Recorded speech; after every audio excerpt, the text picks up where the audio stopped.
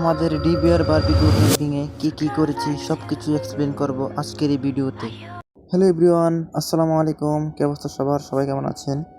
তো আজকে আমরা চলে যাব দুবাই থেকে 100 কিলোমিটার দূর, জায়গাটার নাম হচ্ছে ওয়াদি সাকুয়া। তো আমরা সকল রাইডাররা একসাথে হওয়ার জন্য আমাদের একটা লোকেশন দিয়েছিল, আমি এখন চলে যাব ওই জায়গায়। তো পুরো ভিডিওটা দেখতে থাকুন এবং আমার পেজটা ফলো করে আসুন। তো দেখতে দেখতে চলে আসলাম সকলের মাঝে। এসেই দেখি আমাদের এক মেম্বার সকলকে চা খাওয়াচ্ছে। যাওয়ার আগে আমাদের একজন গ্রুপ মেম্বার সকলকে ব্রিফিং দিচ্ছে কিভাবে যেতে হবে, গ্রুপের সব কিছু মেনটেন করতে হবে। তো চলে যাব এখন আমরা আমাদের মেন গন্তব্যে। চলুন শুরু করা যাক। তো আমরা টোটাল মেম্বার ছিলাম 60 জন, তার মধ্যে 45 জন উপস্থিত হয়েছি এবং 15 জন পিছনের আরেকটা গ্রুপিংয়ে আসতেছে। তো দুঃখের বিষয় হচ্ছে আমাদের যে গাড়িটা দিয়ে মাল সামানা নেওয়ার কথা ছিল, ওই গাড়িটা রাস্তায় সমস্যা হয়ে যায়। আরেকটা গাড়ি এক্সচেঞ্জ করে তারা ওই গাড়িটা সহ পরবর্তীতে আসবে। আমরা এক একজন এক একভাবে জোরে চালিয়ে আমাদের গন্তব্যের দিকে আগাচ্ছি এবং সবাই রাস্তার ট্রাফিক ফ্লো করতেছে, সবাই আনন্দে আছে। হ্যাঁ, এরকম ট্যুর দেশও তারা দিয়েছে কিনা জানা নেই, তবে আমি মাঝে মধ্যে দিতাম, আমাদের লোক সংখ্যা ছিল কম। এখানে একসাথে এতজন মানুষ একত্রিত হয়ে আমার কাছে খুবই আনন্দিত হচ্ছে। আর আমরা আমাদের গন্তব্যের প্রায় প্রথম পর্যায়ে চলে আসলাম। আমরা আমাদের ডিবিআর গ্রুপের অ্যাডমিনগুলো খুবই কেয়ারফুলি ছিল, দায়িত্বশীল। বিশেষ করে জাহিদের কথা না বললে নয়, সে কিছুক্ষণ আগে যাচ্ছে, কিছুক্ষণ পিছনে যাচ্ছে, আমাদের রাস্তা ফলো করে যাওয়ার জন্য বলতেছে। এবং দুবাইতে জানেন ট্রাফিক রুলসটা অনেকটাই হার্ডলি। তো আমরা দেখতে দেখতে চলে আসলাম আমাদের গন্তব্যের শুরুতে। আমরা এখন প্রায় অনেকটাই পর চলে আসলাম, ভিতরে এখন যাব। আর বিশেষ করে হচ্ছে আমাদের অফরোডিংটা খুবই সুন্দর, খুবই মারাত্মক। যদি পুরোটা ভিডিও না দেখেন কখনই বিশ্বাস করবেন না।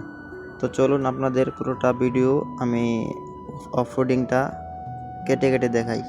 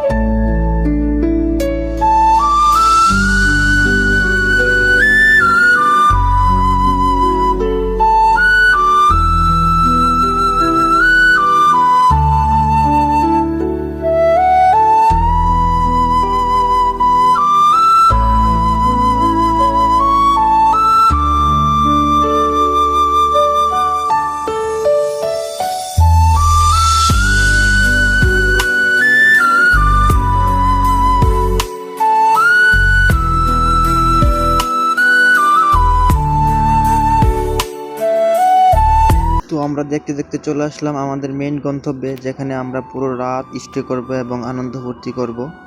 তো আমাদের মেম্বাররা সকলে সিরিয়াল মেনটেন করে বাইকগুলো পার্কিং করতেছে। পার্কিং করে সবাই যার মতন করে এদিক সেদিক চলে যাচ্ছে ছবি তোলার জন্য। তার মধ্যে আমিও চলে গেলাম পাহাড়ের উপরে। ভিউটা সত্যি অসাধারণ। একটু বুড়াখানির পর আমার নিচ থেকে কল আসলো, আমাদের দ্বিতীয় গ্রুপিংয়ের গাড়িটা চলে আসছে। ওইখানে মাল সামানাগুলো আমাদের আবার এখানে নিয়ে আসতে হবে, কেননা এইদিকে অফরোডিংয়ের কারণে কোনো কার, বড় ধরনের কোনো যানবাহন আসতে পারতেছে না। তো আমরা এখন চলে যাব আমাদের মাল সামানাগুলো উপরে আনার জন্য, যেখানে রাস্তা একদমই বন্ধ হয়ে গিয়েছে, গাড়ি আসার কোনো রাস্তাই নেই।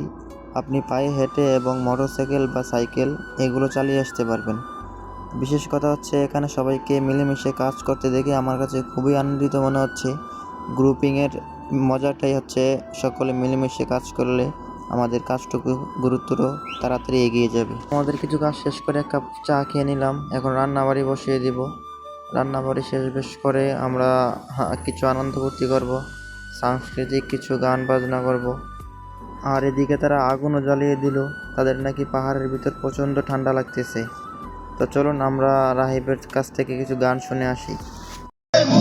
দিলে ধুলাবালি ধুলাবালি মুছতে মুছতে ধুলাবালি ধুলাবালি মুছতে মুছতে আমারে মুছে দিলে ধুলাবালি ধুলাবালি মুছতে মুছতে আমারে মুছে দিলে সাইকেল চালানো শিখতে চাই আমি তো সাইকেলে ঘুরে বেড়াই এত সহজেই ভুলতে পারো অন্য কাউকে জড়িয়ে ধরো আমি কেন শুধু ভুলে যেতে পারি না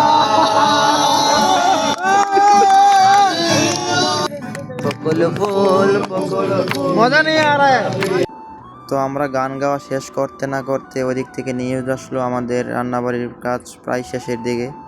আমরা সকলে একসাথে খাওয়া দাওয়া করব। একসাথে খাওয়া দাওয়া করার মজাটাই অন্যরকম। তো একজনকে দিয়েছিলাম ডিম চুলানোর জন্য, সে গগ গগ গগ গগ করে 2-3টে সমানে মেরে দিল, কেউই দেখতে পেল না। তো এখন আমাদের খাওয়া দাওয়া করার পাল্লা। প্রায় দীর্ঘ 3-4 ঘন্টা দুর্ভিক্ষে থাকার পর আমাদের পেটে এখন খাবার যাবে। একজনের না কি আমরা দীর্ঘ 3-4 ঘন্টা পার করে দুর্ভিক্ষতে ছিলাম, এখন দুর্ভিক্ষর খানা পাইলাম আলহামদুলিল্লাহ। আমরা এখন খাওয়া দাওয়া শেষ করে আবারও আগুন জ্বালিয়ে দিলাম। আমাদের এখন ডিজে চলবে, তো চলুন সকলে ডিজে ডেকে আসি।